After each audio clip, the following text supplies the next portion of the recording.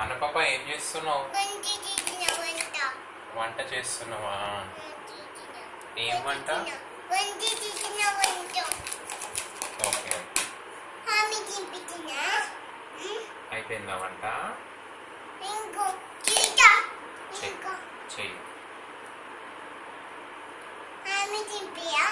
తినిపి.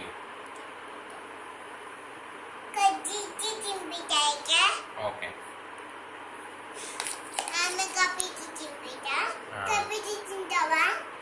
తింటా.